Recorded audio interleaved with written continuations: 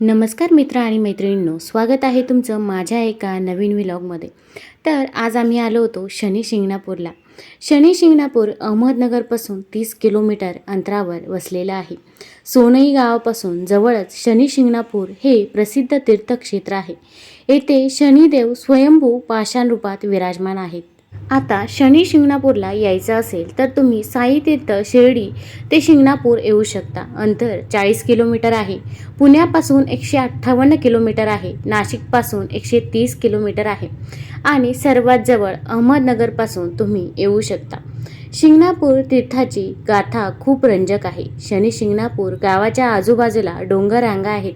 येथे गावकरी घरांना कुलूप लावत नाही. घरांना, दुकानांना दरवाजे सुद्धा नाहीत.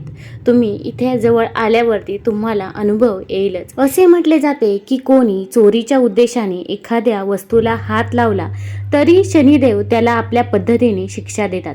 दरवाजे आणि दाराच्या चौकटी नसतानाही येथे चोरी न होण्यामागे शनिदेवाची कृपा मानतात.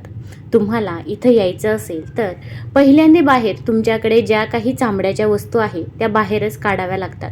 मग कमरेचा बेल्ट असेल किंवा हातातलं घड्याळ असेल किंवा चामड्याची एखादी पर्स असेल तर अशा वस्तू आपल्याला मंदिराच्या बाहेरच काढायच्या आहे आणि मग मंदिरामध्ये प्रवेश करायचा आहे.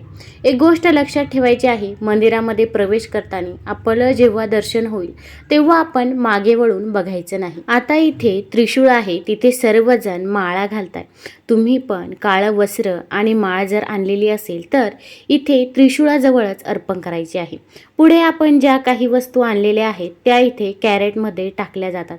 मग नारळ असेल किंवा उडीद डाळ असेल, शनी महाराजांना जे जे अर्पण करतात ते इथेच टाकलं जातं. तुम्ही तेल पुढे घेऊन जाऊ शकता व ते शनी महाराजांना अर्पण करू शकता. आता शनी शिंगणापूरच्या इतिहासाची संबंधित कथा नक्की काय आहे? जेव्हा खूप पाऊस झाला होता तेव्हा नदीमध्ये स्वयंभू शनी महाराजांचा पुतळा हा वाहून आला होता. नंतर काही मेंढपाळांनी तसेच गुरे चारणाऱ्यांनी तो पुतळा नदीच्या तीरावरती बघितला आणि एका मेंढपाळाने त्या पुतळ्याला काठी लावली. काठी लावताच त्या पुतळ्यामधून रक्त बाहेर आले.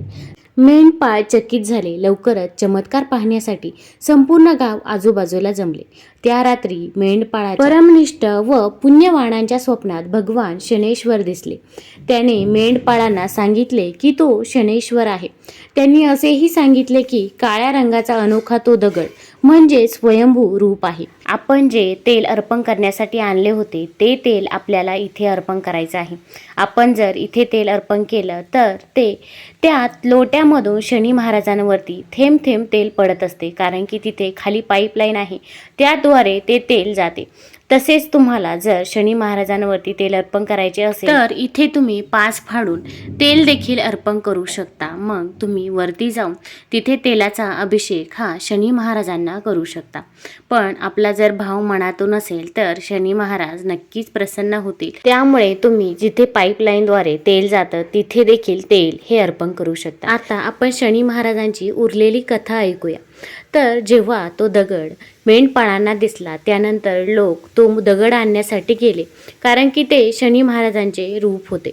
पण तो दगड काही केल्या उचलेना. मग परत शनी महाराज त्या मेंढपाळाच्या स्वप्नामध्ये आले आणि त्यांनी सांगितले की मामा भाषेच्या जोडीने जर मला उचलले तरच मी तिथून येईल. मग जेव्हा सख्खे मामा आणि भाचे शनी महाराजांना आणायला गेले तेव्हा शनी महाराज हे आले आणि त्यानंतर त्यांचे इथे मंदिर बांधले गेले. पण मंदिर बांधल्यानंतर देखील त्यांना वरती छत हे बांधले नाही. शनी शिंगणापूरमध्ये स्थापित शनिदेवाच्या मूर्तीवर छत नाही. शनिदेवाची मूर्ती खुल्या आकाशाखाली आहे. भगवान शनिदेव कोणाचेही वर्चस्व स्वीकारत नाहीत. आज ज्या ठिकाणी शनिदेवाचे व्यासपीठ आहे त्यांच्या उत्तर दिशेला कडुलिंबाचे मोठे झाड आहे. त्याची कुठलीही फांदी मोठी होऊन शनिदेवावर सावली पाडण्याचा प्रयत्न केला तर ती आपोआप तुटून पडते असे म्हणतात. येथे येणारे भाविक भगवे वस्त्र परिधान करून पूजेसाठी तेल, काळे तीळ आणि उडीद अर्पण करतात. येथे एक विशेष विहीर आहे ज्याच्या पाण्याने भगवान शनींना स्नान घालतात. त्या विहिरीचे पाणी इतर कोणत्याही कामासाठी वापरले जात नाही. इथे शनी महाराजांच्या मंदिरामध्येच प्रसाद देखील मिळतो. 20 रुपयाला तुम्हाला नारळाची बर्फी मिळून जाते आणि अत्यंत चविष्ट बर्फी आहे. तुम्हाला दुसरीकडे कुठेही अशी बर्फी खायला मिळणार नाही. तुम्ही इथे आल्यावरती ती बर्फी आवर्जून घ्या. आता शनी महाराजांच्या मंदिरामध्ये नवीन बांधकाम हे झालेलं आहे. पहिल्यांदी हे बांधकाम नव्हतं, आत्ताच हे बांधकाम पूर्ण झालेलं आहे. शिंगणापूर गावात शनिदेवाचा अद्भुत चमत्कार आहे. या गावाबद्दल असे म्हटले जाते की येथे राहणारे लोक घराला कुलूप लावत नाही आणि आजपर्यंत इतिहासात इथे कोणीही चोरी केलेली नाही. बाहेरील व्यक्ती किंवा स्थानिक लोकांनी येथे कोणाच्याही घरात चोरीचा प्रयत्न केला असेल तर त्याला गावाची हद्द ओलांडता येत नाही. त्याआधी शनिदेवाचा कोप त्याच्यावरती हावी होतो. या चोरालाही चोरीची कबुली द्यावी लागते आणि त्याला शनिदेवासमोर माफीही मागावी लागते, अन्यथा त्याचे जीवन नरक बनते. तसेच शनिवारी येणाऱ्या अमावस्येला आणि प्रत्येक शनिवारी येथे शनिदेवाची विशेष पूजा आणि अभिषेक केला जातो. येथे दररोज पहाटे 4 वाजता व सायंकाळी 5 वाजता आरती देखील होते. शनी जयंतीला जागोजागी प्रसिद्ध ब्राह्मणांना बोलावून लघु रुद्राभिषेक केला जातो.